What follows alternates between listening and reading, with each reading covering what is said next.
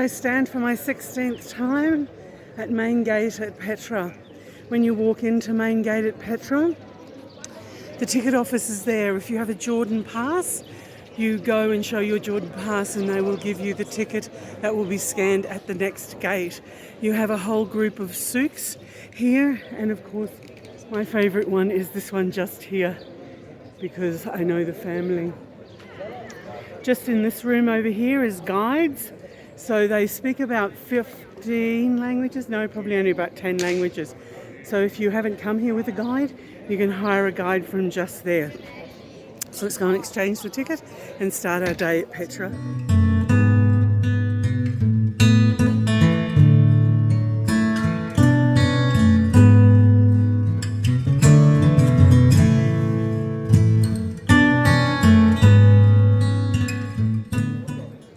So I've exchanged my Jordan pass for my ticket that will get scanned at the next gate.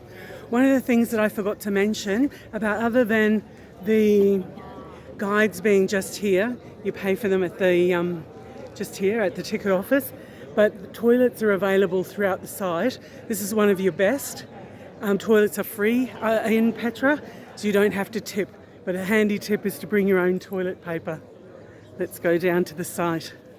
As you're walking down this first section coming into Petra, there is no shade cover, so it's really an advantage if you come earlier in the morning. Once you get to the sick, there's a lot of shade cover, so it's not so bad. What you see is, as you first walk down, is you pass the Djinn. The Djinn are these large square blocks, and you'll see them dotted all around the site, and they are to ward off the evil spirits. The first tomb that you'll come to is the Obelisk Tomb, and that is named because of the obelisks on top. It's great to see large groups of tourists here. Welcome back. The next area you're going to come to is going to be the dam. If you want to see some absolutely amazing footage about what happens when the rains come and all of the rocks come casting down, there's a lot of vision on YouTube that you can see what happens at the flood here at the dam. They have this little show here in the mornings, not necessarily in the afternoons. And at the beginning of the sick, you can have your photo taken with some Jordanians dressed in Roman clothes-looking things that are made of plastic. This is one of my favourite souks, little shops, because on the way back up, you are going to desperately want an ice cream from this guy, an ice cream or a cold drink. Let's head down into the souk, where we'll catch some shade for the next 15 minutes. When you're walking down the souk, it's really important to stop and look up and see the amazing colours. Coming earlier in the day, it's a lot cooler. But look around at the rock formations and you will see very interesting things made by nature. So this one is the elephant. There's a square block over there, which is a tomb, which looks like a djinn, but is actually a tomb. And the other thing to do when you're walking is keep looking at the walls, because there are going to be niches. When people come to a Muslim country, they perceive that Islam is the only religion. But you've got to remember that Petra has been around for so long that it's actually a polytheistic site. So there were a lot of different religions over the millennia. And when you're coming down here into Petra, there are niches in the wall. And what you would see is a niche of your God. So as you are coming to trade here in Petra, you're going to feel more comfortable that your God is going to be honoured. The other thing to think about is when you look at the Petra site, you've actually got a northern section that's like the churches. Then you've got an Islamic section, which is kind of near to Kasey Bint. But all the rest was predominantly interrupted by electric buggy. There were every other religion under the sun, every other deity. So a pagan area, you could probably call it, because it was a non-Christian. You've got to remember that Christianity only came around at 0 and Islam came 600 years later. So you are not necessarily going to see predominant Islamic site because this was a city that existed long even before Christianity. You come across the niches of all the different deities. So as you come down into Petra as a trader, a couple of thousand years ago, you'd be feeling more comfortable that you're going to be respected because your deity is recognized. So this is a polytheistic site. As you're walking down the Sikh, you'll be walking over pavers that come from Syria and Iraq millennia ago. But don't walk so fast that you miss the caravanserai, the caravan coming down with the loaded camels. You can see the camel, the trader, here with his little sandals. Isn't he so cute? And you can see his camels. There's some feet, there's his tummy, and a very well-laden camel. There's actually a couple of camels coming down to deliver their wares to Petra, so myrrh and gold, etc. And on the other wall, what you're going to see is some other little humps, and those humps aren't quite so big. So they've taken their wares down into Petra, they've unloaded, and the camels are coming back up the Sikh, going back home. So don't walk so quickly that you miss some of the most amazing things that you can see here in Petra. One of the other things is water is really important. This site probably only sustained about 20,000 people, but water is very important. So right from the top of the Sikh, you have this water channel coming down on both sides, collecting the water, both the rainwater coming down and the stuff from the top, to take it down to where the city is, down into Petra. After a slow walk of about 40 minutes, I've arrived down here at the treasury, known as the treasury because they thought the urn at the top held gold and they used to fire at it to try and spill the gold, but there was no gold. It's actually a tomb. There's a couple of different interpretations, but it is a celestial clock giving you seasons and days and months, etc. by looking at different sections of it. You've got the twins on the horses for the underworld, to take you to the underworld. You've got Isis in the middle, and then on either side you've got the Amazons swinging their axes. That's just a couple of things that you would see at the treasury if you came this far. Now, if you have limited mobility, there is electric scooters that can bring you down, but every time there is something a little bit different. So I think it's 25 JD for 2 ways, 15 JDs for 1 way. One thing that I noticed that is new, you've got a new light system for the Petra by night, where 3 times a week they put candles out here and they play some Bedouin music. Let's head down the street of facades. What's different when I came down to Petra this time? There is a lot more people visiting Jordan, a lot more larger groups, and that is fabulous. So the tour guides are getting a lot of work. The other thing I notice is the Instagrammers are back. The women dressed in the most impractical clothes to be at these sites. Long flowing chiffon dresses with capes, etc., which is not a good thing.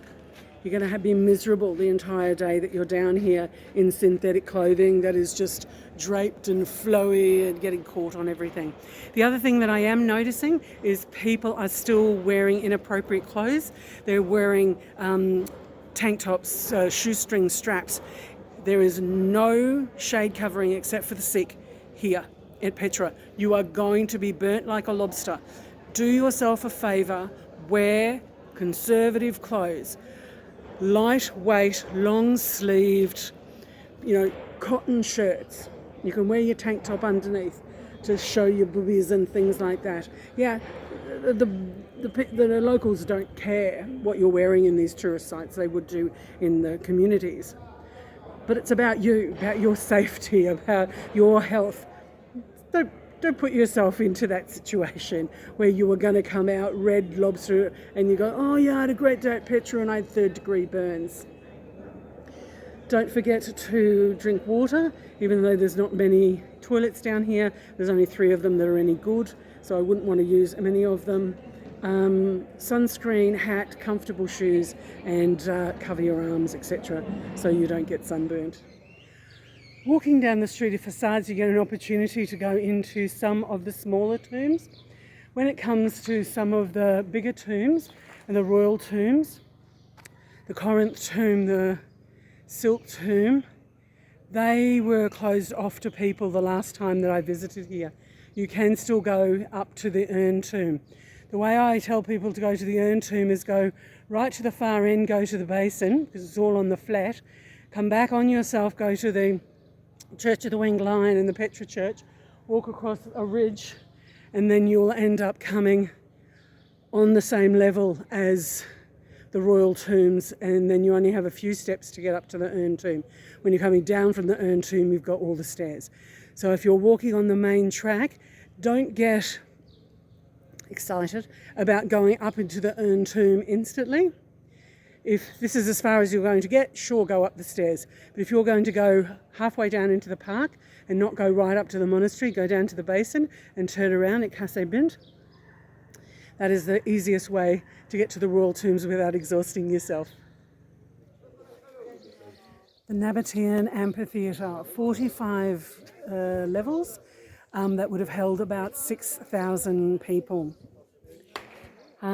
Created by the Nabateans by carving it out of the rock and disturbed some of the older graves that were here. Then this front section was modified and expanded by the Romans when they came here in the 1st century. Absolutely brilliant space. Just like all Jordanian spaces, they do sometimes use them for modern concerts, etc. So last one here was in '94 in Jerash. They have concerts there every year. So once you are here at the Nymphaeum, you can see the urn tomb with his little smiley squeaky face, his 2 eyes, his nose and his mouth. And over the back here you have the royal tombs, the Corinth tomb and the Silk tomb. So the easiest way to get to those tombs, it's the long way. So coming down the street of facades, walk past the Nymphaeum down to through the colonnaded streets to Kasse Bint. Once you come to Kasse Bint, go across the ridge to the Church of the Winged Lion and the Petra Church, walk across the rebar bridge, and you get there, so you don't have to walk up all the stairs to get up to the urn tomb. So that is the easiest way. So you go almost like the whole park, and then you come back on yourself on that ridge. Best way to get the most out of Petra.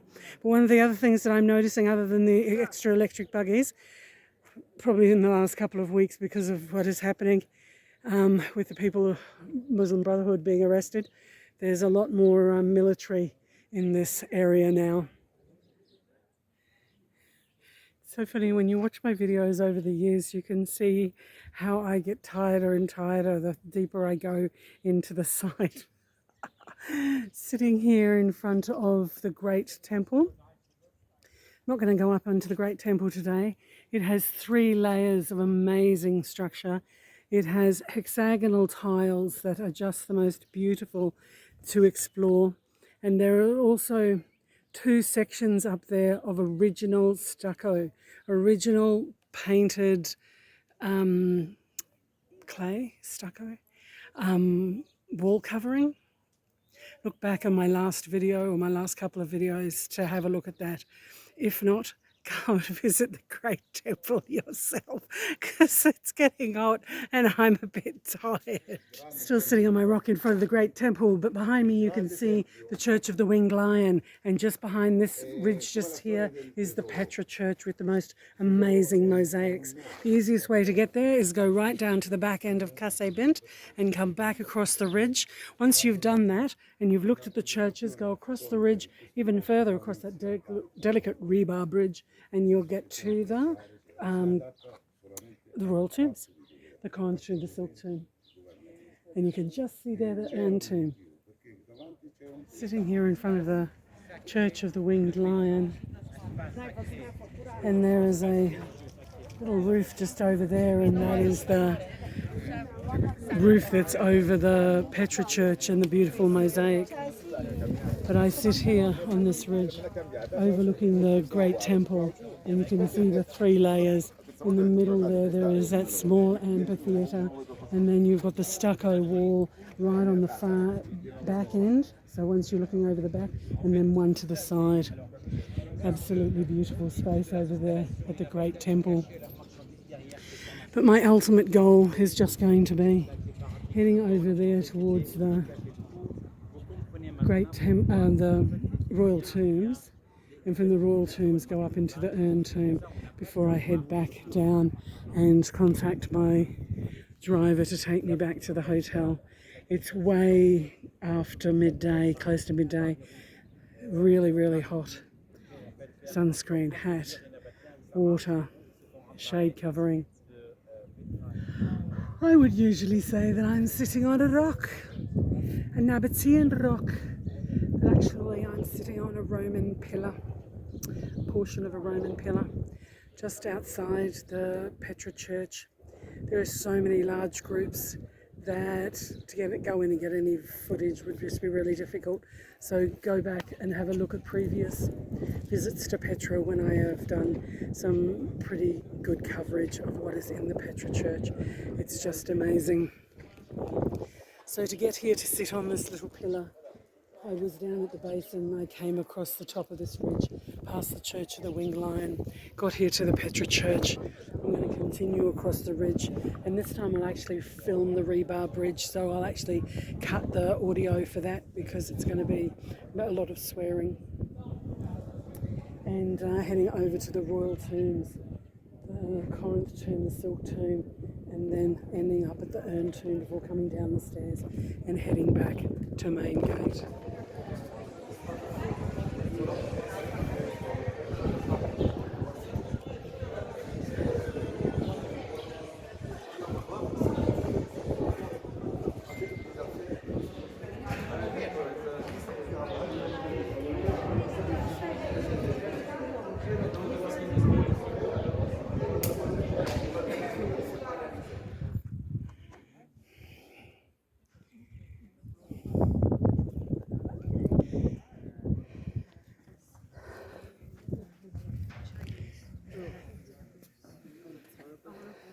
Where's she based? Swansea and Newport. She's trying to retire, but they keep sending The life in your hands. Definitely.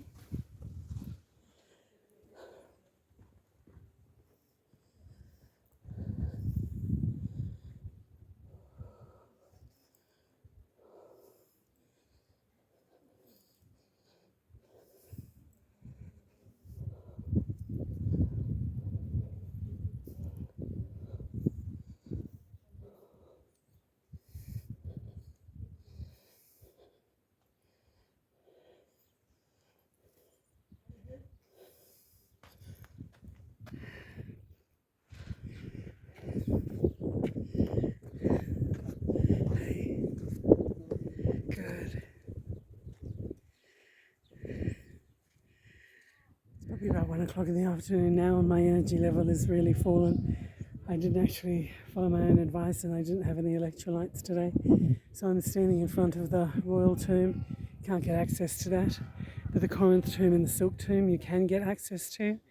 I was talking to a British lady, and she said the big groups of Italians that were coming through, they were in there and they were screaming, getting the echo. The Silk tomb is named because of the colours of the sandstone inside the Silk tomb. The next one over is the urn tomb. It was named because there was an urn found in it. It's the one that looks like 2 eyes, a nose and a big screamy mouth. Beautiful lookout. So where I've gone today is right down the colonnaded street, past the great temple to Casse Bent and the basin. Had a little rest there, chatted to the nice couple of ladies. Came across the ridge to the churches and arrived here at the royal tombs on my way back to the treasury and the main entrance.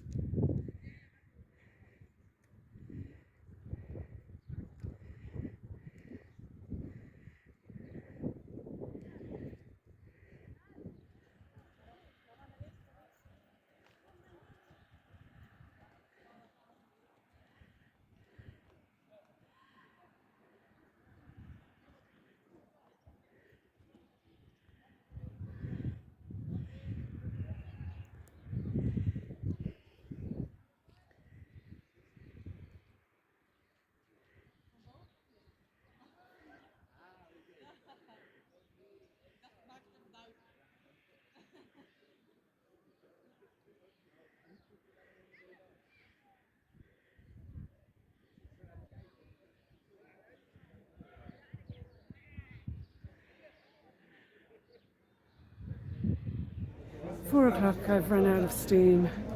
I've made my way back to the treasury.